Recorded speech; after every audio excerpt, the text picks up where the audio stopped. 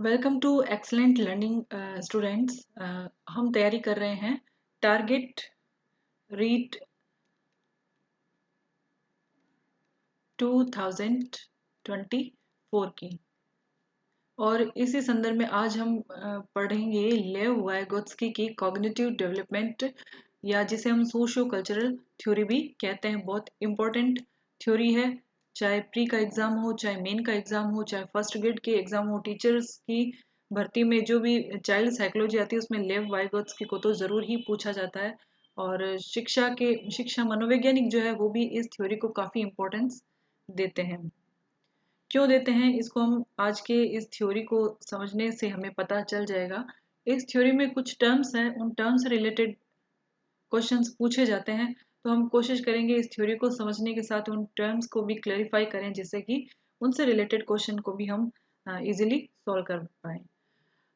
तो स्टूडेंट्स, लेव वाइगोत्स्की का ये मानना है, इनसे पहले जो पियाजे महोदय थे, पियाजे ये कहते हैं कि कोई भी बच्चा कब सीखता है, जब वह स्वतंत्र रूप से प्रयास करता है। किस तरह से प्रयास करता है? स्वतंत्र फ्रीली एक्टिविटी करता है, तो ऐसे करते करते वो सीख जाता है। लेकिन यहाँ पर लेव वाइगोत्स्की क्या कहते हैं कि बच्चा कब सीखता है, उसकी लर्निंग कब होती है? उसकी लर्निंग होती है समाज के साथ, अपनी जो उसकी संस्कृति है उसके साथ इंटरेक्शन करने से, अंतःक्रिया करने से उसकी लर्निंग होती है। यानी कि जो भी उसका ज्ञान है, उस ज्ञान का वह अपने समाज के साथ, अपनी संस्कृति के साथ लेन देन करेगा, तब वह सीखेगा। ये कौन कहते हैं? ये लेव वाइगोत्स्की कहते हैं। समाज और संस्कृति क्या है? समाज उसके फ्रेंड्स हो गए, माता पिता हो गए, परिवार के लोग हो गए, शिक्षक हो गए, जो भी उसके आसपास के लोग और उसका वातावरण होगा, उसके साथ वो इंटरेक्शन कर रहा है और वो सीख रहा है, उसके ज्ञान में वृद्धि हो रही है। तो इस तरह से कॉग्निशन का जो डेवलपमेंट होता है वो समाज के साथ में इंटरेक्शन करने से होता है। कॉग्निशन क्या होता है? सोचना, समझना, या हमारे जो नॉलेज है उसमें वृद्धि होना, ज्ञान में वृद्धि होना, जानना, ये होता है कॉग्निशन। अब जो कि लेव वाइगोत्स्की क्या कह रहे हैं कि समाज के साथ इंटरेक्शन हो रहा है तब सीख रहे हैं, तो इसीलिए इस थ्योरी का नाम क्या दे दिया गया? सोशियो कल्चरल थ्योरी दे दिया गया। अब ये जो लेव वाइगोत्स्की की थ्योरी है, इसके अंदर मैंने आपको बताया था कि कुछ टर्म्स होती है जो बहुत इंपॉर्टेंट है, और वो टर्म्स क्या है? सबसे पहली टर्म है ZPD, जिसका फुल नेम है John of proximal development. John of proximal development, और जिसे हम हिंदी में कहते हैं समीपस्थ विकास का क्षेत्र। समीपस्थ, प्रॉक्सिमल का क्या मतलब है? समीपस्थ विकास का क्षेत्र। ZPD को समझना बहुत ज़रूरी है, क्योंकि इससे रिलेटेड बहुत सारे क्वेश्चन घुमा घुमा के भी पूछ लिए जाते हैं। कोई भी बच्चा जब सीखता है तो उसके दो लेवल होते हैं। एक तो होता है वास्तविक विकास का क्षेत्र, या लेवल कह सकते हैं, वास्तविक विकास का क्षेत्र, ठीक है। और एक होता है उसका संभावित विकास या संभाव्य विकास का क्षेत्र।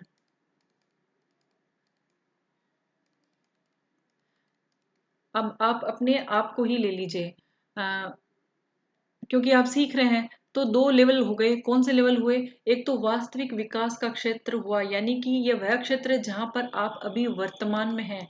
आप अभी के जो कार्य है वो बिना किसी की मदद के स्वतंत्र रूप से खुद कर पा रहे हैं, ठीक है। और अब आप क्या सीख सकते हैं, क्या जान सकते हैं? तो यह जो होता है ये आपका नेक्स्ट लेवल है, नेक्स्ट क्षेत्र है, ठीक है। तो ये आप किसी टीचर की मदद से या किसी एजुकेटर की मदद से आप इस क्षेत्र को, इस लेवल को प्राप्त कर सकते हैं। तो यहाँ तो आपको जो पता है वो आप खुद कर रहे हैं, लेकिन ये जो लेवल है वो नेक्स्ट लेवल है। यहाँ तक पहुँचने के लिए आपको किसी के मदद की ज़रूरत है, ठीक है। तो यहाँ के बीच में, ये लेवल और इस लेवल के बीच में ये जो डिफरेंस है, जो अंतर है, यानी जो आप जानते हैं, जो आप जानेंगे किसी की मदद से, तो ये इसके बीच में जो डिफरेंस है उसको हम बोलते हैं ZPD। प्रॉक्सिमल का मतलब क्या हुआ, समीपस्थ, यानी इस लेवल के जो नजदीक का लेवल है वो ये वाला लेवल है, संभाव्य विकास का लेवल ये वाला लेवल है। तो ये प्रॉक्सिमल डेवलपमेंट का जोन है, ये लेवल है। ठीक है, तो अब आप समझ गए होंगे कि ZPD क्या है। ZPD वो है जो वर्तमान स्तर है, जहां हम खुद काम कर पा रहे हैं, वहां से हमें उस संभावित विकास के क्षेत्र, उस जोन तक पहुंचना है जहां हम किसी की मदद से पहुंच सकते हैं। ठीक है, वो मदद कोई एजुकेटर दे सकता है, हमारे पेरेंट्स हो सकते हैं, हमारे कोई भी फैमिली मेंबर हो सकते हैं, हमारे फ्रेंड्स भी हो सकते हैं जो हमें निर्देश दे सकते हैं, हमें कोई नई जानकारी, जो हमसे ज़्यादा जानकारी है जिनके पास में, वो दे सकते हैं। तो वो हमें इस अगले जोन में, जो डेवलपमेंटल, जो हमारा प्रोक्सिमल निकटस्थ जो जोन है, वहां तक हमें ले जा सकते हैं।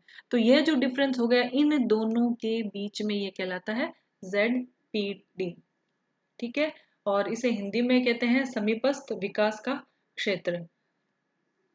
तो इसका मतलब ZPD क्या हो गया कि कोई भी बच्चा है वो एक ऐसे कठिन कार्य की रेंज में होता है जिसे वह अकेले नहीं कर सकता। ये जो संभाव्य तक पहुंचना होता है ना, ये कठिन कार्य जहां पर वो अकेले नहीं पहुंच पाएगा, यहाँ पर किसी की मदद की जरूरत होती है।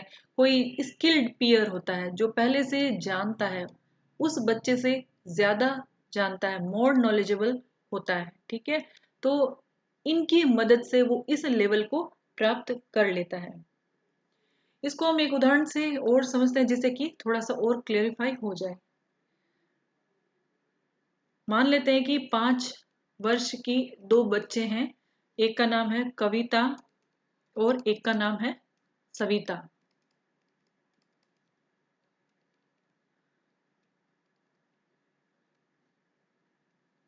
ठीक है, कविता और सविता। अब इनको कोई प्रॉब्लम दी गई है, कोई कैलकुलेशन दी गई है,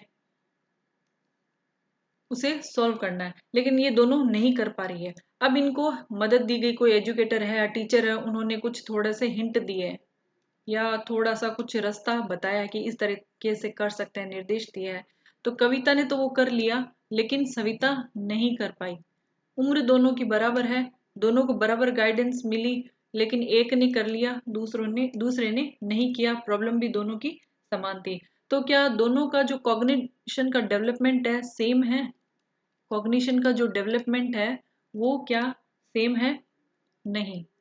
कॉग्निशन का डेवलपमेंट अगर सेम हुआ होता तो दोनों को समान गाइडेंस मिलने से दोनों ने क्वेश्चन सोल्व कर लिया होता, लेकिन एक ने तो कर लिया, यानी कि इसका कॉग्निशन डेवलपमेंट ज़्यादा हो रखा है, इसका कॉग्निशन का डेवलपमेंट उतना नहीं हो रखा है, कम हो रखा है।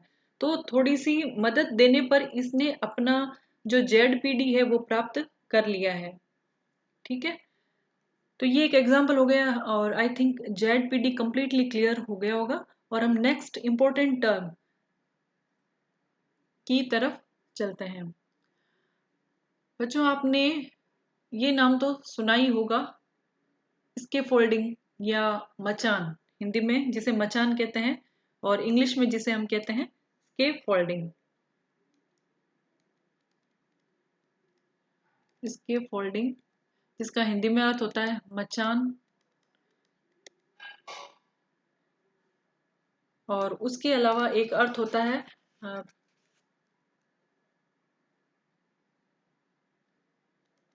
पाड़ प्राप्त करना या फाइट।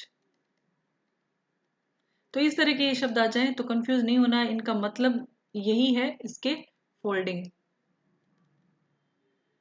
तो इसके फोल्डिंग का मतलब क्या होता है? यह होता है, आप मान लीजिए एक सपोर्ट सिस्टम, सपोर्ट सिस्टम होता है।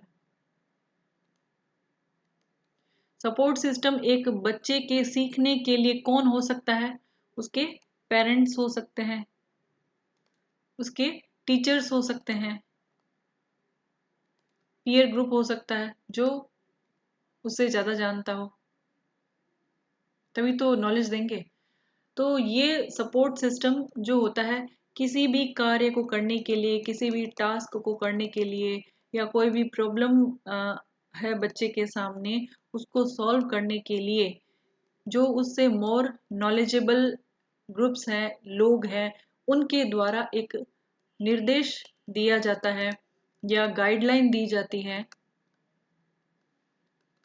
ठीक है, सपोर्ट किया जाता है उनको सीखने में या प्रॉब्लम को सोल्व करने में। तो यह जो सिस्टम होता है ये क्या कहलाता है, यह कहलाता है इसके फोल्डिंग कहलाता है। इसके फोल्डिंग, यह सपोर्ट सिस्टम क्या कहलाता है, इसके फोल्डिंग कहलाता है। तो अब इसके फोल्डिंग की डेफिनेशन हम समझ गए हैं। इसके फोल्डिंग क्या है, किसी भी बच्चे को कोई प्रॉब्लम सोल्व करने के लिए उससे ज़्यादा नॉलेजेबल जो लोग होते हैं, चाहे वो पेरेंट्स हो सकते हैं, टीचर हो सकते हैं, उनके दोस्त हो सकते हैं, आसपास के लोग हो सकते हैं, उनके द्वारा सपोर्ट कर करके उसको प्रॉब्लम सोल्व उससे हो जाती है, उसकी मदद करने पर या कोई टास्क है वो कंप्लीट हो जाता है। तो इस सपोर्ट सिस्टम को हम कहते हैं इसके फोल्डिंग सिस्टम।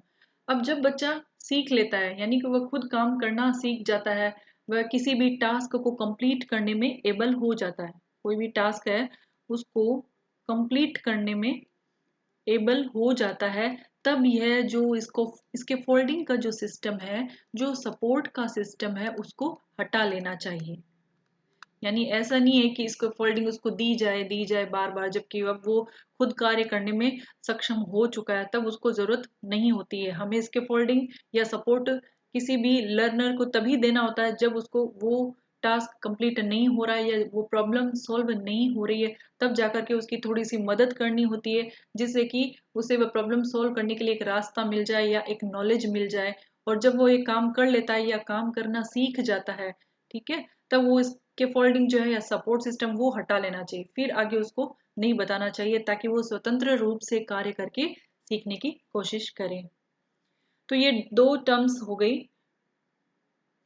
अब यहाँ स्टूडेंट्स इसके फोल्डिंग था, तो इसमें भी हम देख रहे हैं कि यहाँ एक लर्नर है और ये जो है ये इसकी कल्चर या सोसाइटी का ग्रुप ही हो गया है। तो यहाँ पर भी क्या हो रहा है, इंटरेक्शन ही हो रहा है। तो वाइगोत्स्की की थ्योरी कंप्लीटली यही बताती है कि कोई भी लर्नर है उसके कॉग्निशन का डेवलपमेंट तभी होगा जब उसके आसपास के जो लोग हैं वो उसको सपोर्ट करेंगे या उनके बीच में एक इंटरेक्शन होगा, अंतःक्रिया होगी, ज्ञान का आदान प्रदान होगा। अब एक थर्ड पॉइंट और है, reciprocal teaching. Reciprocal teaching, reciprocal teaching क्या होती है, जिसे हम कहते हैं पारस्परिक शिक्षण। पारस्परिक शिक्षण, इस शिक्षण में क्या होता है, एक टीचर होता है, एक शिक्षक होता है और उसके साथ होते हैं कुछ 4-5 बच्चों का ग्रुप होता है, ठीक है। अब उसे किसी एक कंटेंट पर, कोई भी विषय वस्तु है उस एक कंटेंट पर डिस्कस करना होता है। मान लीजिए 4-5 आप में से किसी 4-5 बच्चों का ग्रुप है और वो लेव वाइगोत्स्की की थ्योरी पर डिस्कस कर रहे हैं, साथ में आपके साथ में एक टीचर है मौजूद है, एक एजुकेटर आपके साथ में मौजूद है। आप उस थ्योरी के बारे में डिस्कस कर रहे हैं, कौन कौन सी टर्म्स आ रही है, कौन कौन सी लैंग्वेज के टूल्स हैं, तो इस तरह के आप बातचीत कर रहे हैं। अब यहाँ पर आपको जो भी प्रश्न एक जना समझा रहा है, दूसरे व्यक्ति प्रश्न पूछेगा, दूसरा बच्चा प्रश्न पूछेगा, फिर दूसरा बच्चा दूसरा कंसेप्ट क्लियर करेगा, दूसरे स्टेप के बारे में क्लियर करेगा, फिर वहां से फिर क्वेश्चन उठेंगे। तो इन क्वेश्चन को बच्चे आपस में सॉल्व करेंगे या फिर नहीं कर पाते हैं तो टीचर जो है वो उनकी मदद करेगा, जिससे कि वो ये सब चीजें सीख सकें। तो यहाँ पर टीचर क्या काम कर रहा है, एक रोल मॉडल की तरह काम कर रहा है, एक रोल मॉडल की तरह काम कर रहा है, जिससे कि वो इस टीचर की मदद से कर करके सीख रहे हैं। अब चूंकि मदद से करें, यहाँ टीचर क्या दे रहा है, इसके फोल्डिंग दे रहा है, इसके फोल्डिंग दे रहा है। रेसिप्रोकल टीचिंग के द्वारा जब शिक्षक बच्चों की मदद कर रहा है तो वो इसके फोल्डिंग दे रहा है, उनको सपोर्ट कर रहा है कि हाँ ये होगा, क्वेश्चन का आंसर ये होगा, जिससे कि वो अपने कंसेप्ट को आगे बढ़ा सके, सीख सके। तो ये 3 टर्म्स हो गई, जेडपीडी हो गई और स्केफोल्डिंग और रेसिप्रोकल टीचिंग। अब लेव वाइगोत्स्की ने जो भाषा का विकास के बारे में, भाषा विकास में भी लेव वाइगोत्स्की का बहुत इंपॉर्टेंट रोल है। इन्होंने कहा कि पहले लैंग्वेज का डेवलपमेंट होता है, बच्चा जो है वो लैंग्वेज सीखता है, भाषा सीखता है, और उस भाषा से ही वह कोई कंसेप्ट कोई संप्रत्यय को वो सीखेगा, कोई मेथड है या कोई ज्ञान है वो प्राप्त करेगा। क्योंकि जब वो लैंग्वेज सीख लेगा तो अपनी सोसाइटी के साथ में क्या इंटरेक्शन कर सकेगा, बिना भाषा के तो कोई कैसे समझेगा। तो यही वाइगोत्स्की कह रहे थे अपनी थ्योरी में कि पहले बच्चा जो है वो लैंग्वेज सीखता है और उसके बाद में कोई कंसेप्ट क्लियर होता है। बहुत इंपॉर्टेंट है, यहाँ कंफ्यूजन होने का नहीं होता है, क्योंकि पियाजे जो थे उन्होंने क्या कहा था कि पहले कंसेप्ट सीखता है बाद में लैंग्वेज, जबकि लेव वाइगोत्स्की जो है वो क्या कहते हैं, वो ये कहते हैं कि पहले लैंग्वेज और बाद में कंसेप्ट आया। ठीक है। अब ये लैंग्वेज जो होती है, इन्होंने उसके दो प्रकार बताए हैं। एक तो होती है सोशल सोशल स्पीच, यह होती है 0 से 2 वर्ष तक। इसमें क्या होता है कि बच्चे जो होते हैं ना अपने आसपास के पेरेंट्स हैं या आसपास के लोगों के साथ इंटरेक्शन करते हैं, बातचीत करना सीखते हैं, प्रयास करते हैं। तो ये तो हो गया, ये होता है एक्सटर्नल कम्युनिकेशन, एक्सटर्नल, बाहर दूसरे लोगों से बातचीत करना। फिर नेक्स्ट है इनर स्पीच, इनर स्पीच या जिसे हम क्या कहते हैं, प्राइवेट स्पीच।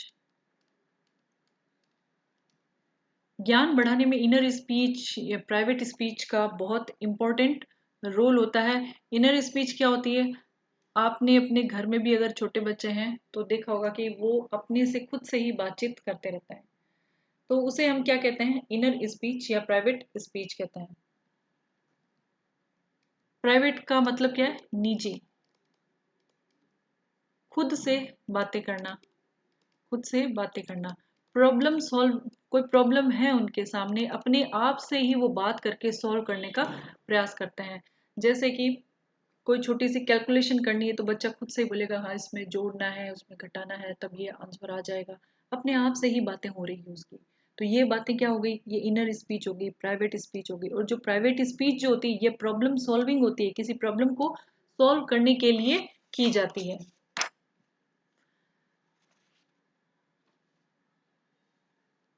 इसे हम कह सकते हैं सेल्फ डायरेक्टेड, खुद को डायरेक्ट करने के लिए, सेल्फ कंट्रोल करने के लिए ये इनर स्पीच, आंतरिक संभाषण किया जाता है, जो ज्ञान बढ़ाने के लिए बहुत उपयोगी है।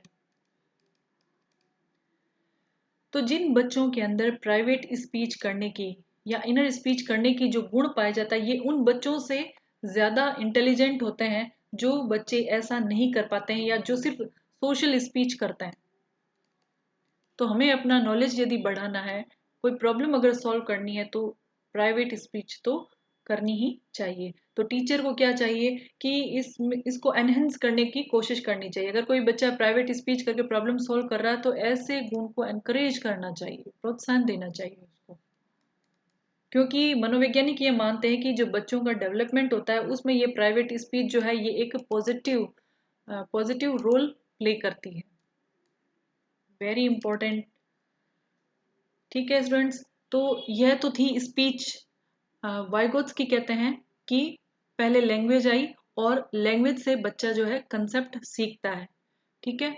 और दो तरह की स्पीच बताई, सोशल स्पीच 0 से 2 वर्ष के बच्चे होते हैं, एक्सटर्नल स्पीच करते हैं, अपने आसपास के लोगों से बातचीत करना।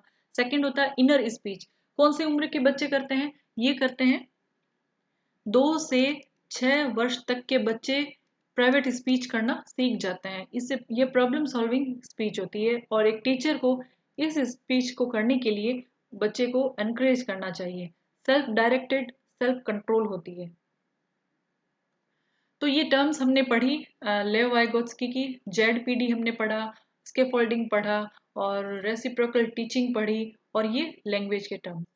अब स्टूडेंट्स चूंकि हम टीचर का एग्जाम दे रहे हैं, चाहे वो रीट का एग्जाम है, फर्स्ट ग्रेड का है, सेकंड ग्रेड का है, तो डेफिनेटली टीचिंग में क्या रोल होता है किसी भी थ्योरी का, उससे रिलेटेड क्वेश्चन तो पूछे ही जाते हैं।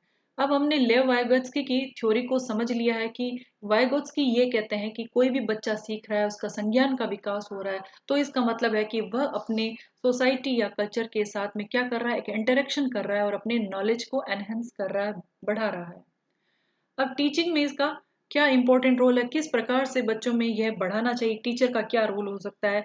तो सबसे पहला है कि टीचर को चाहिए कि उसका ZPD प्राप्त करने के लिए, यानी कि जो अभी नॉलेज है उस नॉलेज से जस्ट अगला लेवल प्राप्त करने के लिए बच्चे को चाहे उसके पीयर ग्रुप की मदद के लिए सहयोग देना पड़े या उसको मदद करके डायरेक्शन दे करके उसको आगे बढ़ाया जाए, या टीचर कुछ अन्य तरीके से हेल्प करके हिंट दे करके उसको आगे बढ़ाए। तो इस तरह के कोशिशें टीचर के द्वारा की जानी चाहिए जिससे कि बच्चा ZPD के अंतर को समाप्त करके नेक्स्ट संभावित लेवल को प्राप्त कर सके और अपने संज्ञान का विकास कर सके। यानी कि एक दूसरे की मदद करनी जरूर चाहिए। फिर नेक्स्ट है जो प्री स्कूल के बच्चे होते हैं, प्री स्कूल के बच्चे, उन बच्चों के ZPD डेवलपमेंट के लिए यह कोशिश करनी चाहिए कि जितनी से ज़्यादा एक्टिविटी, ग्रुप एक्टिविटी हो उसको बढ़ावा देना चाहिए जिससे वो आपस में बातचीत करके एक दूसरे की हेल्प से आगे बढ़ सकें। फिर नेक्स्ट आता है कि रेसिप्रोकल टीचिंग करनी चाहिए। रेसिप्रोकल टीचिंग क्या है वो भी हमने समझ लिया है कि एक टीचर होता है, बच्चों का ग्रुप बना लेता है, उन ग्रुप्स में आपस में किसी टॉपिक में डिस्कशन हो रहा है और वहाँ पर टीचर हेल्प कर रहा है ताकि वो उस नॉलेज को आगे बढ़ा सकें। कोऑपरेटिव लर्निंग होनी चाहिए। कोऑपरेटिव कोऑपरेटिव लर्निंग का मतलब है सहयोगात्मक अधिगम, सहयोगी अधिगम। कोई भी भेदभाव नहीं होना चाहिए, सभी बच्चों को बढ़ चढ़कर अपना जो नॉलेज है वो शेयर करना चाहिए और उससे सीखने में एक दूसरे की मदद करनी चाहिए। ठीक है, तो इस तरीके से टीचिंग में इस थ्योरी का बहुत इंपॉर्टेंट रोल है। तो बहुत छोटी सी थ्योरी है लेकिन बहुत इंपॉर्टेंट थ्योरी है और बहुत इजी है। यदि कंसेप्ट क्लियर हो गए, सारे पॉइंट्स हमारे क्लियर हो गए तो इस थ्योरी को हम आसानी से कोई भी क्वेश्चन आ जाए हम सॉल्व कर सकते हैं। तो स्टूडेंट्स, ये हमारे जो टारगेट रीट 2024 है उसकी ये थ्योरी हो गई लेव वाइगोत्स्की की। रीट में ही नहीं, जो भी टीचर्स के एग्जाम है जहाँ चाइल्ड साइकोलॉजी आने वाली है उसमें ये क्वेश्चन जरूर आता है। और अब हम अपने नेक्स्ट वीडियो में नेक्स्ट थ्योरी लेकर के आएंगे। Till then keep learning and keep watching and subscribe this channel excellent learning videos. Thank you.